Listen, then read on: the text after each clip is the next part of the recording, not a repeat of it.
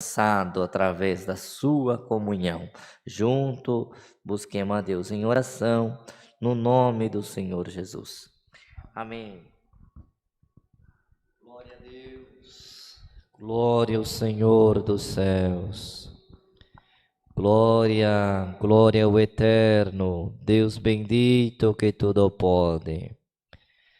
Eterno e Altíssimo Deus, na tua eterna presença nós se curvamos neste momento para elevarmos a nossa oração, a nossa comunhão, a nossa meditação na tua presença. Confessamos a nossa fragilidade, os nossos erros, nossas imperfeições humanas, nossas falhas carnais. Somos imperfeitos na tua presença, mas dentro de nós, na divisão do nosso ser, no nosso corpo, dentro habita uma alma que te ama, Senhor.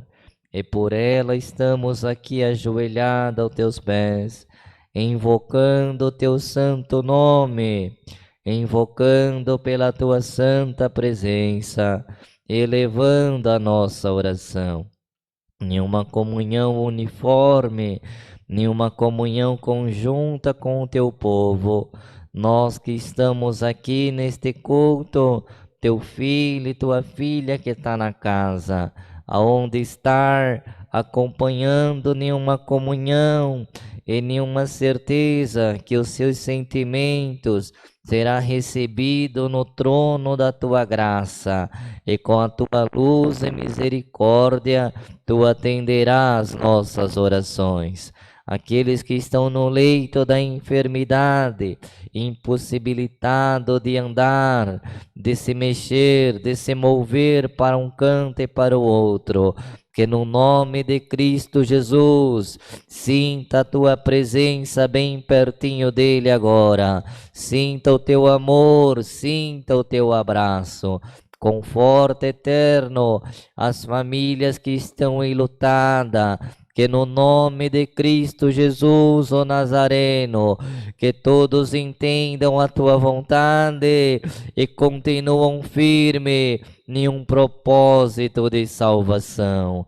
Eterno Senhor, abençoa nossas famílias, nossos amigos, nossos irmãos, toda esta humanidade sobre a face desta terra, aonde tiver uma necessidade, aonde tiver uma alma em aflição, que sinta agora, Senhor, a tua mão estendida para salvar, o teu ouvido, Senhor, pronto para ouvir, e o teu nome entre as nações, entre povos e línguas, será glorificado. Manda entre nós o conselho da palavra, aonde está o teu servo e serva agora, que ele sinta a tua presença aí, Senhor, porque tu, Senhor, visita aqui, visita aí, tu é um Deus que pode todas as coisas ao mesmo tempo e conhece nós de dentro para fora, e tem nosso nome na palma das tuas mãos.